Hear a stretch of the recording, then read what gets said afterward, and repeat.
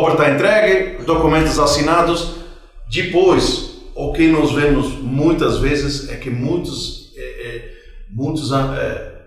empresas, muitos hospitais, eles não têm um plano de manutenção. Eles começam a se preocupar quando muitas vezes está tarde demais. Então, vamos tentar falar de novo. O que Belgotex quer é que clientes finais, com nossos produtos e com os produtos dos nossos concorrentes também, que eles pensem em planos de planejamento, né? Planejamento, exatamente. Planejamento. Então, com certeza, entre os dois, um produto com PUR e um produto com PU, tem diferença, porque você paga basicamente, Thiago, uns 20% mais caro com um produto com PUR, com certeza, na manutenção tem diferença, no dia a dia. Sim. Com certeza. Né? Então, por favor, Alexandre, tem uma água, Alex? Eu aceito, por gentileza. Eu também. Eu acho que a gente montou até na pauta, já entrando nesse gancho, a gente colocou até uma questão que gostaríamos de ouvir aí. A questão da diferença no plano de manutenção nas situações de um PU para um PUR, porque a gente sabe que existe o enceramento e o sistema de tratamento dry buff, né? Uma restauração a seco. Como é que você procede, por exemplo, nos pisos que só tem tratamento PU com relação aos de PUR? Como é que é a tua abordagem? Ou o que você... Vamos falar o contrário. O que você vê quando você chega e já tem um problema detectado e que você diferencia esses dois tratamentos? Nós temos um problema em si, eu vou voltar só está na limpeza de término de obras. Todo o problema do piso vinílico começa, por exemplo, manchas, foi no período de pós-obra, não foi feito direito. Agora, vamos dizer que foi feita a limpeza técnica linda e maravilhosa, a engenharia, tanto o cliente tem essa consciência, esse conceito. Vamos falar do XLPU. O XLPU você tem que lavar ele com um disco vermelho e um bom enxágue da manutenção e conservação do dia dele. Agora, é um local que tem muito tráfego, gera uma porosidade excessiva. Então, um exemplo, entrada de PS. Então, entrada de PS entra tudo. Maca, cadeira, areia, com roda, sem roda. Sangue caindo no chão. Sim, é bem agressivo. É agressivo. Né? Nesse caso, eu aconselho, porque o piso vai começar a encardir. Faz-se a limpeza técnica dele e utiliza a cera acrílica para a manutenção dele. Só um ponto, a gente está falando assim, de situações onde as equipes de manutenção às vezes têm uma certa precariedade, né? De como manter isso, de como limpar isso no dia a dia. Então a cera às vezes ela é o quê? Um facilitador de manutenção. É um facilitador de limpeza, tá? Mas não tem jeito, o cliente depois ele tem que manter isso. E como inclusive, a gente chama de película de sacrifício. É a camada sacrificial. Você falou uma coisa muito importante.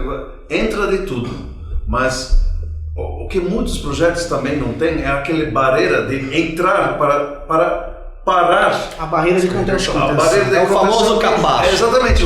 Ou seja, eu sempre aprendi que isso é muito importante e eu vejo por aí, você entra num shopping às vezes e tem barreiras de entrada, né? Ou às vezes não tem, Thiago. Às vezes você tem lá um shopping que entra milhares de pessoas por dia e tem um capacho de... Olha, eu acho que hoje 90% dos edifícios comerciais usam e então vamos começar com isso, porque isso ajuda pra caramba na manutenção. Com toda certeza. Então, nós como você, especificação, a gente tem que sempre lembrar de essa barreira de contenção é muito importante.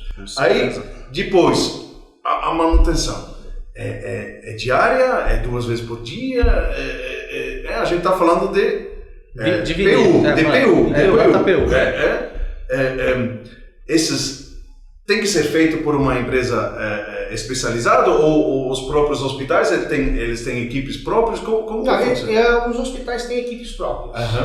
Tá? E aí eles definem o processo de limpeza, manutenção e conservação de acordo com o tráfego que eles têm. É claro, no térreo recebem todo o tráfego, depois isso vai se diluindo pelos pavimentos. É claro, por exemplo, estou falando de um hospital que tem 10 pavimentos. Com certeza, no 10º pavimento, lá a agressão de piso é menor do que... Agora, no térreo, que é onde eu citei a questão da cera. No térreo, não tem jeito. Ali você recebe toda a carga. A velocidade Você falou disco vermelho. Sim.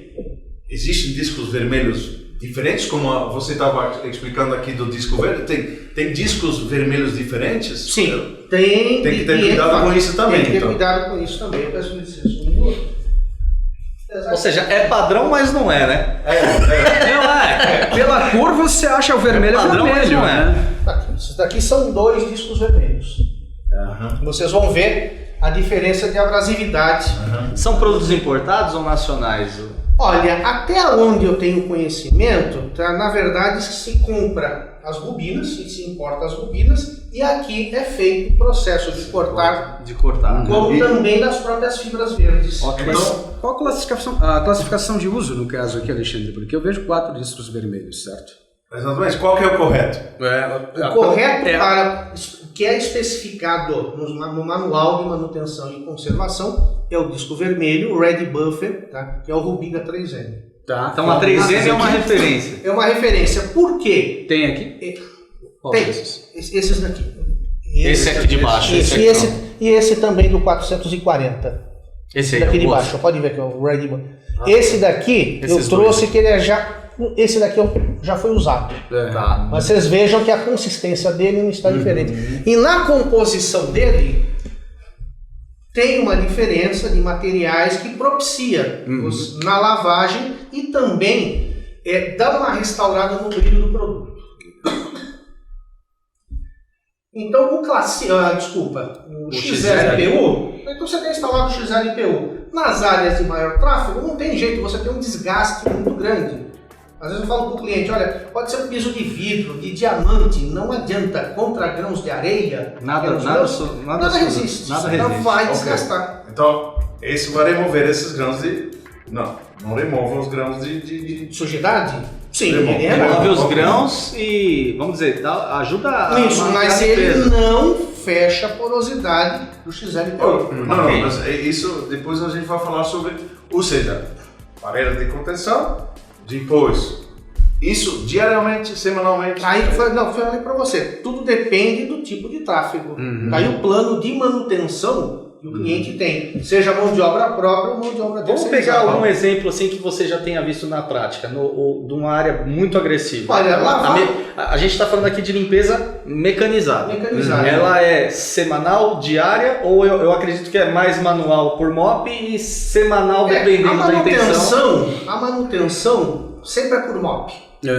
E você dá essa orientação, porque eu entendo que quando você entra com esse plano de ação na questão nós tratamos sobre pós-obra, ela tem uma continuidade. Então você também é aquele cara que vai lá e resolve e traz, por exemplo, trazendo, falei, você fez o trabalho agora, eu fiz o trabalho realizado com pós-obra, então o piso está aqui entregue. Porém, não para por aqui.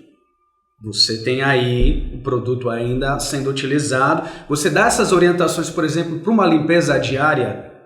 Sim, na verdade, quando eu concluo o serviço, eu entrego um manual de procedimento. Isso é interessante. Legal, perfeito. Porque é a continuidade do teu trabalho. Sim, né? Não faz sentido. Não faz. E nós nos colocamos à disposição do cliente. Eu falo para o cliente, por exemplo, tratamento de piso. Olha, esse tratamento de piso você tem a garantia de 6 meses contra amarelamento precoce.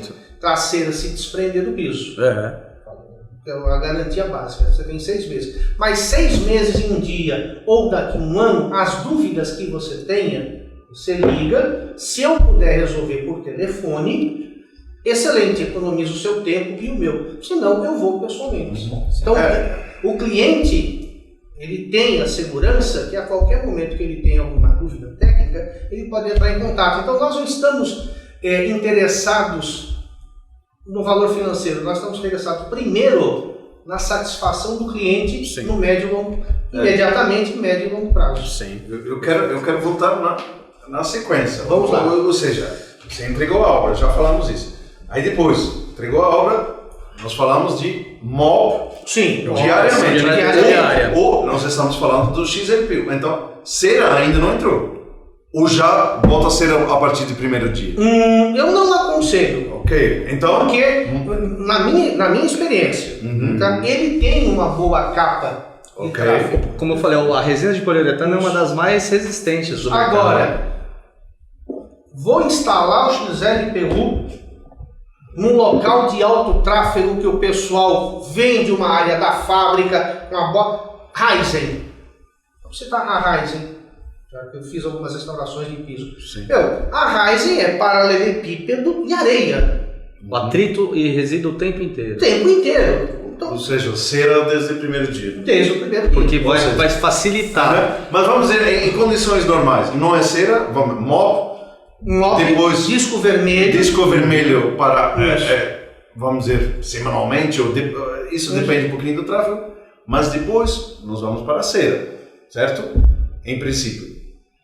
Se é uma área de alto tráfego. Se é uma área de alto É tráfego, aquela você faz leitura cera. que você fez, por exemplo, de um prédio de 10 andares. Sim. Se você tem um nível de abrasividade e uma constância muito grande no térreo, no primeiro e no segundo, e de repente no restante não, talvez o mais indicado você seria fazer a questão da camada protetora, né? Nos Para locais, durabilidade. prevendo Exato. já esse, É uma É uma questão de facilitando isso. leitura. Você né? não precisa gastar Mas cera em exato, todo o é o que a pavimento. gente falou, porque muitas vezes dos locais onde vai ser aplicado, às vezes as empresas elas podem não ter essa limpeza mecanizada. Então a cera vem para facilitar onde ele só tem o mop, por exemplo. E tem muita situação que eu acho que só se encontra mop, né? Sim. Traduzindo aqui, o mop é o antigo esfregão, vamos colocar E é dessa mais maneira. barato. Então tudo que é mais barato na limpeza as pessoas Exatamente. querem. Tá atrelado, né?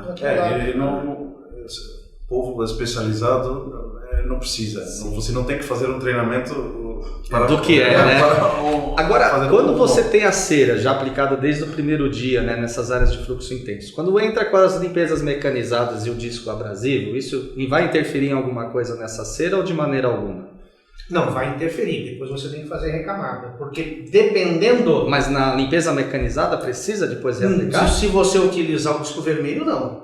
Não, o disco Não, vermelho não. não. Não, sim, o vermelho. Ah, vermelho, tá vendo? O vermelho não precisa. Desculpa, que entendido que você deu. Você vai estar sempre fazendo, na verdade, essa limpeza com detergente diluído, rotação em baixa, né? E aí sim não vai danificar aquela impermeabilização que você fez anteriormente. Tá. E se você tiver uma high speed, se você tiver uma high speed, você pode entrar com um disco branco Um leve polimento. para puxar o polimento. É E você isso onde eu queria chegar.